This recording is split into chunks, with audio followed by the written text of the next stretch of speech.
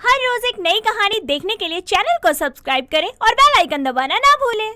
श्वेता एक बहुत ही शांत स्वभाव की लड़की थी जो अपनी परेशानी कभी किसी को नहीं बताती थी और अकेले में ही अपनी सारी परेशानी का सामना करती। श्वेता की शादी एक बहुत अच्छे परिवार में होती है। श्वेता की सास सुनंदा श्वेता को बहुत मानती थी। एक दिन श्वेता के चेहरे पर चोट का नहीं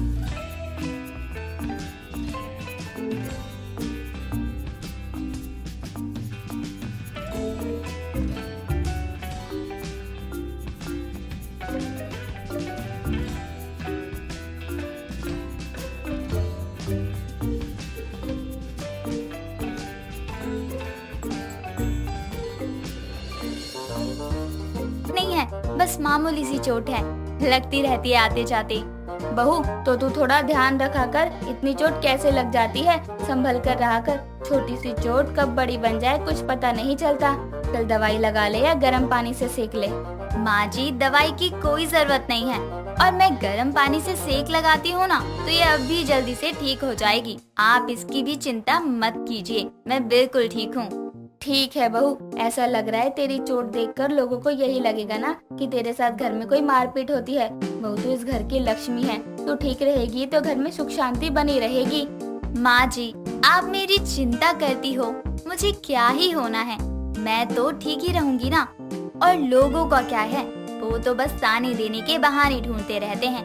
अब हम उनकी बातों को इतना थोड़ी सुन सकते हैं। श्वेता अपनी सास की बात को बहाना बनाकर टाल देती है, लेकिन असल बात तो कुछ और ही थी, श्वेता की चोट की।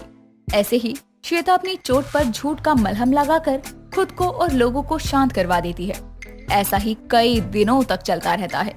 कुछ दिनों के बाद श्वेता देर रात तक अपने पति विपिन का इंतजार कर रही थी, लेकिन श्वेता के पति को आने में काफी ज्यादा देर हो जाती है। कुछ देर बाद विपिन नशे की हालत में घर आता है और अपने कमरे में जाता है, जहाँ श्वेता विपिन का इंतजार कर रही थी। विपिन कमरे में जाते ही कहता है, तू यहाँ आराम कर रही है और मैं वहाँ दिन रात ऑफिस में काम करता हूँ। चल जा, मेरे लिए खाना लेकर आ। और हाँ, मुझे आज दाल मखानी खानी है, तो वही बनाकर लेकर आ मेरे लिए। तो जी खाना तो बना दिया है मैंने, और अभी वापस से खाना बनाऊंगी तो कहीं माँ जी की आँख ना खुल जाए शोर शराबे से। उन्हें अगर पता चला कि आप पी कर आते हो तो उन्हें बहुत बुरा लगेगा। तू बोलना क्या चाहती है कि मैं एक नशेड़ी हूँ? रुक, तुझे तो मैं अभी बताता हूँ। आराम से बोलो, बाहर माँ जी के कमरे तक आवाज ना जाए। एक तो मैं उनसे ये सब बातें छुपाना चाहती हूँ, और आप हो कि इतना शोर कर रहे हो। बुढ़ापा है उनका, कम से कम अब तो शांति से जीने दो। तुझे कल ही मैंने अच्छे से सबक सिखाया था, और फिर भी तेरी जुबान इतनी चल रही है। रुक, इस बार तो तुझे मैं अच्छे से सबक सिखाऊंगा। अगली बार कभी बोलने के तू लायक ही नहीं रहेगी।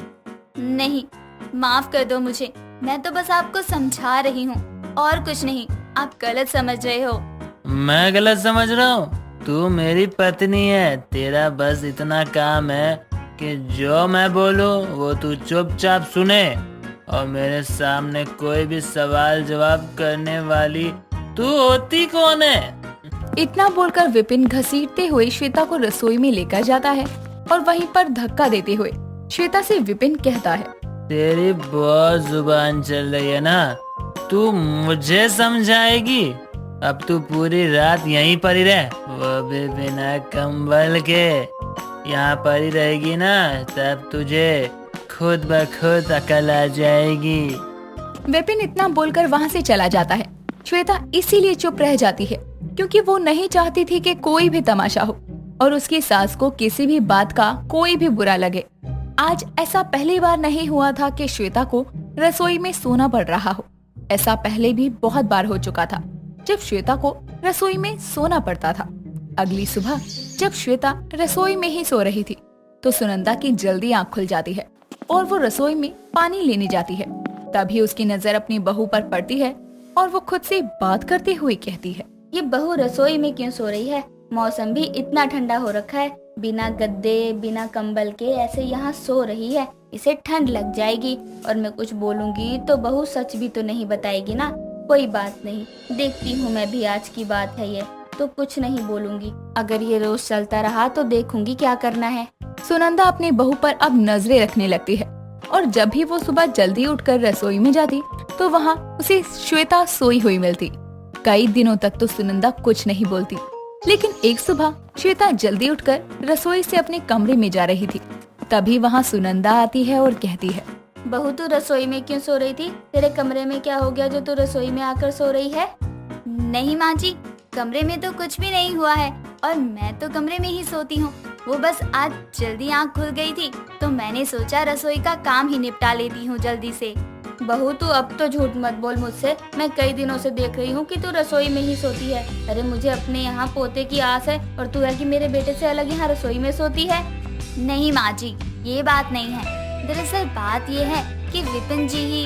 बहू अब तू मेरे बेटे को कोई दोष मत दे। वो बेचारा तो काम से वैसे इतना थका हारा आता है और तू है कि उसका ध्यान रखने की बजाय रसोई में आकर सो जाती है। माँ जी, मैं उनकी वजह से ही रसोई में आकर सोती हूँ। तू कहना क्या चाहती है कि मेरा बेटा तुझे रसोई में सोने को मजबूर कर रहा है? बहू कुछ तो शर्म कर ले। वो तेरा पति है, उसे इतना समय ही कहाँ मिलता है और मुझे तो तुझ पर ही शक है कि तू उससे दूर रहने के लिए रसोई में सोती है। पता यही बात है ना? माँ जी, ऐसी वैसी कोई बात नहीं है। मैं आपकी बेटे की सारी बातें मानती हूँ। अगर आपको ये लग रहा है कि कहीं ना कहीं मेरी ही गलती है तो ठीक है, अब से मैं और भी ज्यादा ध्यान रखूंगी। श्वेता अपनी बात की सफाई देती उससे पहले ही सुनंदा ने अपनी बहू पर इल्जाम लगा दिया था।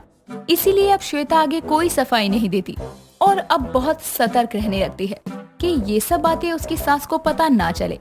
कई दिनों तक तो सब ठीक चलता है। श्वेता रसोई में सोती है और सुबह काफी जल्दी उठकर अपने कमरे में चली जाती है।